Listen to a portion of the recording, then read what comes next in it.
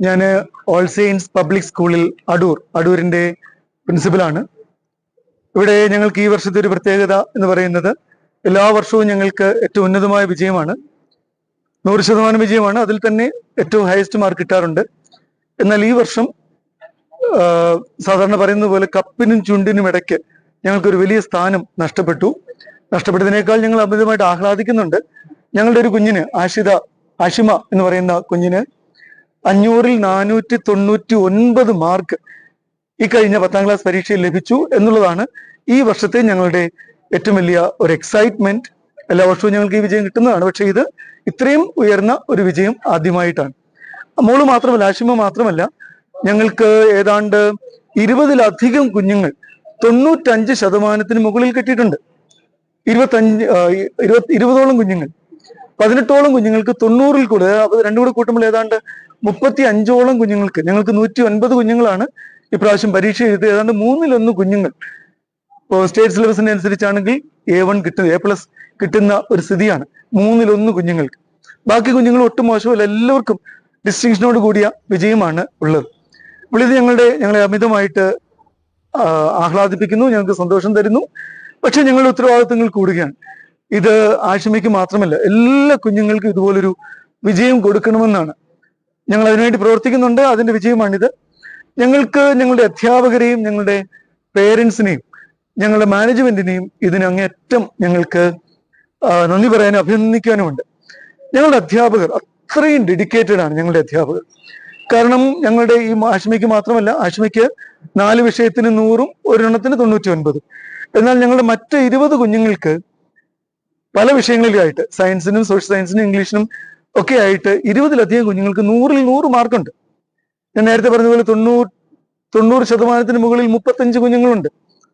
അപ്പൊ ഇത്രയും നല്ല ഒരു മൊത്തത്തിൽ വലിയ വിജയമാണ് ഈ സ്കൂളിന് ഉണ്ടായിരിക്കുന്നത്. ഇതിന്റെ എല്ലാം ഒരു കാരണമെന്ന് പറയാൻ ഞങ്ങൾ അധ്യാപകരാണ്. ഇത്രയും ഡെഡിക്കേറ്റഡ് ആയിട്ടുള്ള അധ്യാപകരെ ഞങ്ങൾക്ക് ലഭിച്ചു എന്നുള്ളതാണ് ഏറ്റവും വലിയ സന്തോഷകരമായ ഒരു കാര്യം. രാവിലെ 7:30-ക്കാണ് ടീച്ചേഴ്സ് വരുന്നത്. കുഞ്ഞുങ്ങൾക്ക് വ്യക്തിപരമായിട്ട് പറഞ്ഞു കൊടുക്കാനും സ്പെഷ്യൽ ക്ലാസ് എടുക്കാനും എല്ലാ ദിവസവും, 1-2 ദിവസമല്ല, എല്ലാ ദിവസവും വൈകിട്ട് 4-4:30 ആയിട്ട് അവർ പോവുള്ളൂ.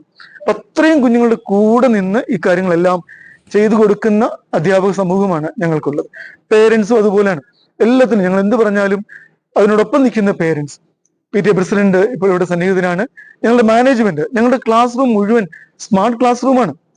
വിശ്വസിക്കാൻ പറ്റുമെന്ന് എനിക്കറിയില്ല. എല്ലാ ക്ലാസ് റൂമും വലിയ സ്മാർട്ട് ബോർഡുകൾ വെച്ച് സ്മാർട്ട് ക്ലാസ് റൂമാണ്. അത് ടീച്ചേഴ്സിന് മാത്രമല്ല, ഞങ്ങളുടെ കുഞ്ഞുങ്ങളാണ് ക്ലാസ് എടുക്കുന്നത്. ഞങ്ങൾക്കൊരു പ്രോഗ്രാം ഉണ്ട്, DGP ഡിസൈപ്പിൾ ഗുരു പ്രോഗ്രാം. തലേ ദിവസം പഠിച്ചത് കുഞ്ഞുങ്ങൾ പിറ്റേ ദിവസം വന്ന് ക്ലാസ് എടുക്കും. അപ്പോൾ ഒരു അസസ്മെന്റ് രീതിയാണത്. പഠിച്ച് പരീക്ഷ എഴുതുക എന്നതിനേക്കാൾ പഠിച്ച കാര്യങ്ങൾ പ്രാവർത്തികമാക്കി ചെയ്ത് കാണിക്കുക എന്നുള്ളതാണ്. അപ്പൊ അങ്ങനെ എല്ലാ കുഞ്ഞുങ്ങളും ക്ലാസ് എടുക്കുന്നുണ്ട്. പിയർ ഗ്രൂപ്പ് ടീച്ചിങ് ഉണ്ട്. അറിഞ്ഞ കുഞ്ഞുങ്ങൾ, അറിയാത്ത കുഞ്ഞുങ്ങൾ, ഒത്തിരി പ്രോഗ്രാംസ് ഞങ്ങൾക്കുണ്ട്. 40ഓളം ക്ലബ്ബുകളാണ് ഞങ്ങൾക്കുള്ളത്. 40ഓളം ക്ലബ്ബുകൾ. ആ ക്ലബ്ബുകളിലെല്ലാം ഈ കുഞ്ഞുങ്ങൾ അംഗങ്ങളാണ്. അതിന് ലീഡേഴ്സ് ഉണ്ട്. അങ്ങനെ എല്ലാ കാര്യങ്ങളിലും വളരെ കൃത്യമായ സിസ്റ്റമാറ്റിക് ആയിട്ടുള്ള ഒരു പാഠ്യേതര പഠന രീതിയാണ് ഞങ്ങൾക്കുള്ളത്. വളരെ സിസ്റ്റമാറ്റിക് ആയിട്ട്. ഈ മോൾക്കാണെങ്കിൽ 100% ഇത്ര ടോപ്പ് മാർക്ക് വാങ്ങിച്ച കുഞ്ഞിന് ഒരു ട്യൂഷൻ പോലും ഇല്ല. ഇവിടെ പഠിപ്പിക്കുന്ന കാര്യങ്ങൾ അവർ കൃത്യമായിട്ട് പഠിച്ചതാണ്. എല്ലാ കുഞ്ഞുങ്ങൾക്കും, ഇവിടെ വളരെ ചുരുക്കം കുഞ്ഞുങ്ങൾക്ക് മാത്രമേ ട്യൂഷൻ ഉള്ളൂ. അപ്പോൾ അത് വളരെ ഗൗരവമായിട്ട് ഞങ്ങൾ കൃത്യമായിട്ട് സിസ്റ്റമാറ്റിക് ആയിട്ട് ഞങ്ങളുടെ പഠന രീതി മുന്നോട്ട് പോകുന്നു എന്നുള്ളതിന്റെ ഏറ്റവും നല്ലൊരു തെളിവാണ് ആഷിമയോടൊപ്പം താഴോട്ട് ഇഷ്ടം പോലെ കുഞ്ഞുങ്ങൾ, ഏതാണ്ട് 50ഓളം കുഞ്ഞുങ്ങൾ ഏറ്റവും നല്ല മാർക്ക് വാങ്ങിച്ചാണ് ജയിച്ചിട്ടുള്ളത്. ബാക്കി കുഞ്ഞുങ്ങൾക്കൊക്കെ ഡിസ്റ്റിങ്ഷനും മറ്റു കാര്യങ്ങളെല്ലാം ഉണ്ട്.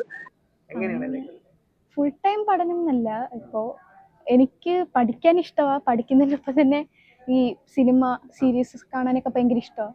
പാട്ട് കേൾക്കാനൊക്കെ ഇഷ്ടമാണ്. അപ്പൊ ഇതെല്ലാം ഞാൻ ചെയ്യാറുണ്ട്. ഇപ്പൊ ഇറങ്ങിയ സിനിമയും ഞാൻ കാണും. പഠിക്കുമ്പം കോൺസെൻട്രേറ്റ് ആയിട്ട് പഠിക്കാന്നുള്ള ഒരു ഇതേ ഉള്ളൂ. ഇപ്പൊ എല്ലാ ദിവസവും ഇങ്ങനെ ഇത്ര മണിക്കൂർ പഠിക്കുക അതൊന്നുമില്ല. എല്ലാ ദിവസവും ബുക്ക് എടുക്കും. അത് ബുക്ക് എടുത്തില്ലെങ്കിൽ എനിക്ക് രാത്രി എന്തോ പോരാ. അപ്പൊ ബുക്ക് എടുത്തിട്ട് പിന്നെ ചിലപ്പോൾ ഒരു ദിവസം 1/2 മണിക്കൂർ പഠിക്കൂ, ചിലപ്പം മൂടുള്ള ദിവസമാണെങ്കിൽ കുറെ നേരം ഇരുന്ന് പഠിക്കും. ഓരോ ദിവസം പോലെ. പക്ഷെ ബാക്കിയെല്ലാം ചെയ്യാറുണ്ട് എൻ്റെ വീട്ടിൽ. പിന്നെ പഠിത്തത്തിന്റെ പേരിൽ അങ്ങനെ ഒന്നും ഒഴിവാക്കേണ്ടതായിട്ട് വന്നിട്ടില്ല ഇതുവരെ. തുടക്കം മുതൽ പഠിച്ചു പോവുക, അതേ ഉള്ളൂ. തുടക്കം മുതൽ പഠിച്ചു കഴിഞ്ഞിട്ട് നമുക്ക് തന്നെ ഒരു ഇത് കാണുമല്ലോ. ഇപ്പം ഇന്ന് തീർക്കണം എന്നുള്ള രീതിയെ കാണും. അതിന് ചിലപ്പോൾ ഒരു ദിവസം കുറച്ചധികം ഇരിക്കേണ്ടി വരും, ചിലപ്പോൾ അത്ര ഇരിക്കേണ്ട വരത്തില്ല. ഓരോ ടോപ്പിക്ക് വൈസ് തീർക്കല്ലാതെ വേറെ ഒന്നുമില്ല. എല്ലാ ദിവസവും പഠിച്ചു പോകും, അപ്പൊ തന്നെ ധാരാളമാ. പിന്നെ അവസാനം ആകുമ്പോൾ കുറെ ക്വസ്റ്റ്യൻസ് ചെയ്യാൻ നോക്കുക, അതാണ് ഏറ്റവും.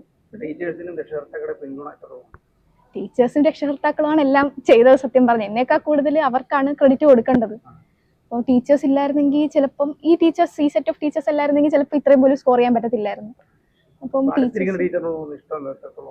എന്റെ ക്ലാസ് ടീച്ചറാണ്, എനിക്ക് ഏറ്റവും ഇഷ്ടമുള്ള ടീച്ചറാണ് അത്. മിസ്സിനും അറിയാം. Teacher Krishnamari miss.